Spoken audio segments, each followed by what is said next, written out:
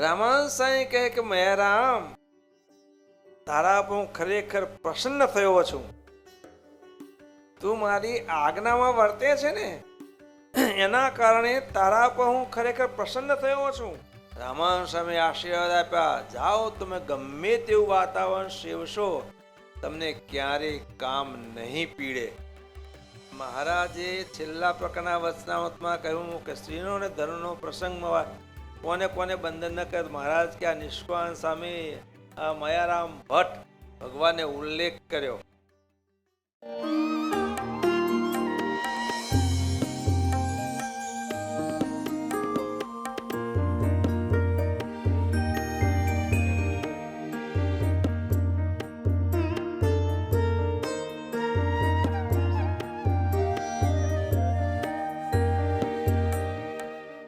રામાનંદ સ્વામી બંધુમાં સમર્થ હતા અને રામાનંદ સ્વામીના યોગમાં આવી કેટલાય મહા મુમુક્ષુઓ આ વ્રતની સિદ્ધિને પામે એમની કૃપાએ કરીને. હો, ગ્રસ્તમાં પણ અને ત્યાગીમાં પણ.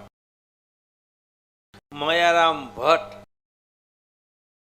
એ મહાવિદ્વાન પવિત્ર ભૂદેવ લગ્ન કર્યા યુવાન અવસ્થા આવતા જ લગ્ન કરતાની સાથે જ ઘરભંગ થયા.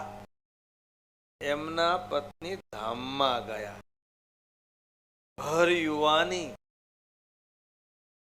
યૌવન એમને પીડે, કામ એમને પીડે. બીજું લગ્ન કરવાની ઈચ્છા જાગે, જલ્દી લગ્ન કરું, બીજું લગ્ન કરું, બીજું લગ્ન કરી લઉં.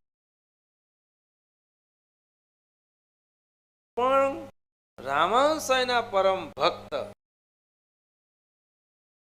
રામાનંદ સ્વામીને પૂછ્યા વગર પાણી પણ ન પીવે. રામાનંદ સ્વામી કહે કે મયારામ આમ તો એમ જ. એટલે અંતરમાં પેલી વાસના પીડે, ઘરભંગ થયા યુવાનીમાં વાસના પીડે, બીજું લગ્ન કરવાની ઈચ્છા જાગે. પણ ગુરુદેવની આજ્ઞા વગર ને, એટલે ગુરુદેવની આજ્ઞા લેવા આવે. રામાનંદ સ્વામી પાસે આવે અને રામાનંદ સ્વામી પાસે મયારામ ભટ્ટ આવે. રામાનંદ સ્વામીના અંતરની જાણી વિષય ખંડનની વાતો કરે, વિષયના બંધનની અને વિષયના ખંડનની વાતો કરે. એટલે પેલાને પૂછવાની વાત તો રહી જ નહીં, કારણ કે જે વસ્તુની અનુમતિ લેવી છે એનું તો સ્વામી નિશ્ચિત કરે છે. અને સ્વામીનો સમાગમ કરે એટલે ભાઈ શાંતિ થઈ જાય, પેલા અંકુર દબાઈ જાય. મોટા પુરુષની છાયામાં પાછા ઘરે જાય, થોડો દિવસો જાય, પાછી અંદરની વાસના એકદમ બળ કરે. લગ્ન કરવા નવા, બીજી વખત લગ્ન કરવા. રામાનંદ સ્વામી અનુમતિ લેવી પડે, એટલે અનુમતિ લેવા આવે. રામાનંદ સ્વામી અંતરની જાણી કહે, વિષય બંધન ને ખંડન ની વાતો કરે. એટલે પૂછી એકાની શાંત વૃત્તિ થઈ જાય, પાછા જાય, પાછી વૃત્તિ જાગે. બહુ એમને યુવાન કામ પીડે. પણ રામાનંદ સ્વામી વિશે ભક્તિ વાળા હતા, વિશ્વાસુ હતા, એટલે એમની આજ્ઞાનું ઉલ્લંઘન ન કરે. નહીં તો એમ થાય બે વખત પૂછવા ગયા ના પડે, હવે જવું નથી પૂછવા ના જ પાડવાના છે, પતાવી લો આપણે. ના, ગુરુદેવની આજ્ઞા વગર કાંઈ ન કરા.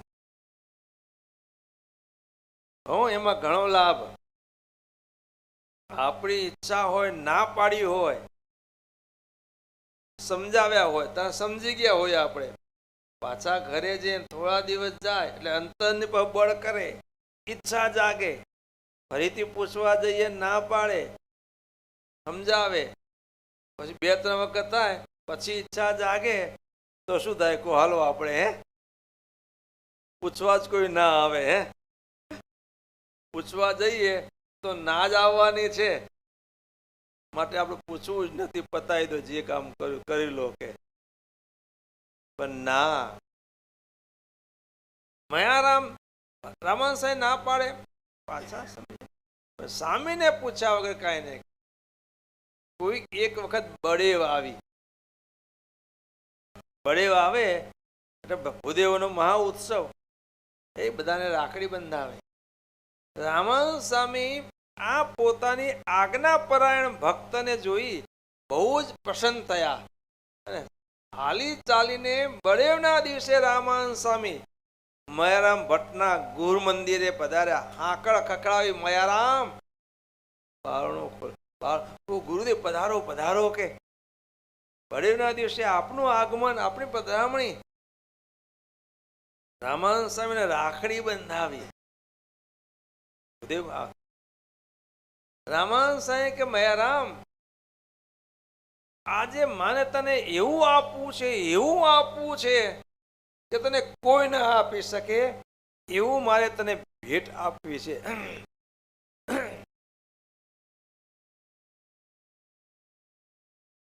જી ગુરુદેવ રાજી.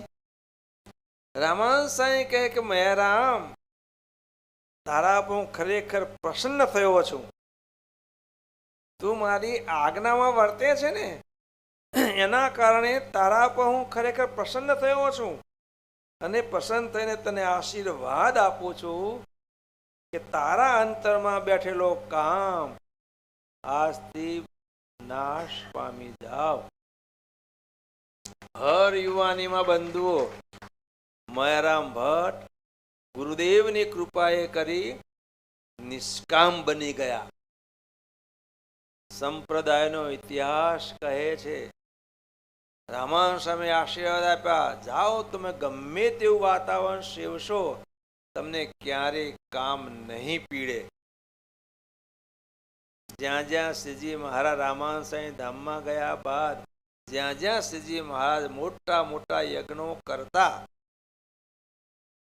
રામાનંદ સ્વામીની કૃપાથી મયારામને દ્રવ્યનો અને સ્ત્રીનો આ બંધનથી એ પર હતા. મયારામ ભટ્ટ મહારાજ જ્યાં જ્યાં ઉત્સવ સમયા કરતા, એ ઉત્સવ સમયાની આવક જાવક એનો બધો હિસાબ કાયમ મયારામ ભટ્ટ રાખતા. ગમે મોટા મોટા સમયા થાય ને બધી આવક થાય, પૈસા આવે, દર દાગીના આવે, વસ્ત્રો આવે, બધું સાચવવાનું મયારામ ભટ્ટને હિસાબ રાખવાનો. પણ ક્યારેય એક પૈનો પણ હિસાબમાં ફેરફાર ના આવે. ગમે એટલા વસ્ત્ર આભૂષણ દાગીના આવ્યા હોય, મહારાજે રાખ્યા હોય, અને મહારાજ કે મયારામ ભટ્ટ સુરતના ભક્તો આ યજ્ઞમાં આવ્યા હતા ને આ વસ્ત્ર આભૂષણ આ ઘરેણા ધરાયા હતા, લાવો આજે ધારણ કરવા છે. તત્કાળ હાજર. એક વખત મયારામ ભટ્ટ કારણસર આ જે ડભાનો યજ્ઞ થયો એમાં પહોંચી શક્યા ન હતા,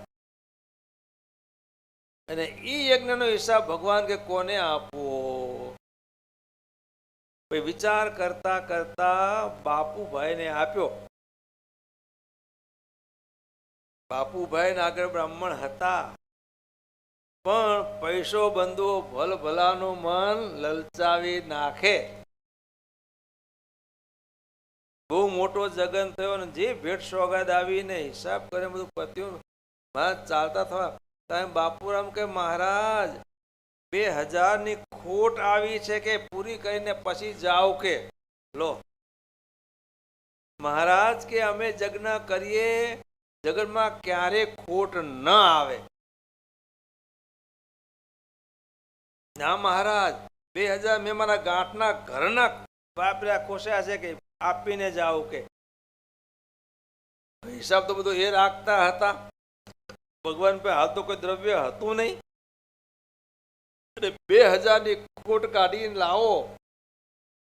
મહારાજ કે બાપુરામ અત્યારે તો કઈ છે નહીં, પણ અમે સારંગપુર કાઠિયાવાડમાં જઈએ છીએ અને મયારામ ભટ્ટ આવશે ને એટલે એમની પાસે તમે 2000 પૂરા કરી દેશું. હાલ તો અમારી પાસે કઈ છે ને, કઈ હિસાબ તમે રાખ્યો, ખોટ બતાવી. હવે ખોટ પૂરી કરવા હાલ તો કઈ છે નહીં, અમારા કોઠારી મયારામ ભટ્ટ હાજર નથી, એ આવશે તો તમારા 2000 પૂરા કરી દેશું કે. એક વખત બાપુરામને હોપ્યું તો આવું થયું. હે પૈસો ભલભલાના મન ફેરવી નાખે. લો રામાનંદ સ્વામીની પાકી શિષ્યા હતી ગોવર્ધનની કોઈ પુતળી બાઈ, કોઈ સોનાનો પાસલો રામાનંદ સ્વામીને ભેટ મૂક્યો. સ્વામી કે હું ક્યાં હાચવીને ગામડે એટલે પુતળીબાઈ તમે રાખજો, જરૂર પડે માગશું. રાખ્યો અને બુદ્ધિ બગડી. ધન ને સ્ત્રી આ બે વસ્તુ ભલ ભલાની મતિ ફેરવી નાખે. સદગુરુ રામાનંદ સ્વામીના આશીર્વાદે કરીને મયારામ ભટ્ટ એમને આ બે વસ્તુથી પર હતા. અને મહારાજે છેલ્લા પ્રકારના વચનામૃતમાં કહ્યું કે સ્ત્રીનો અને ધનનો પ્રસંગમાં કોને કોને બંધન ન કરે. મહારાજ કે આ નિષ્કાન સ્વામી આ મયારામ ભટ્ટ ભગવાને ઉલ્લેખ કર્યો. ધનનો પ્રસંગ સ્ત્રીનો પ્રસંગ એને બાદ ન કરે. આમ ધનના પ્રસંગમાં બિલકુલ એકદમ પૈયે પૈનો ચોખ્ખો હિસાબ મયારામ ભટ્ટ રાખે. ગમે એટલા લાખો હજારો લાખો આવે ત્યાં તો આવી વ્યવસ્થા નથી બધી. જે આવે કોથળીમાં મૂકતું આવવાનું અને કોથળીમાંથી આપતું આવવાનું. કારણ કે બેંકો ન હતી કઈ કે બેંકમાં ભરે બેંક આપણો હિસાબ રાખે.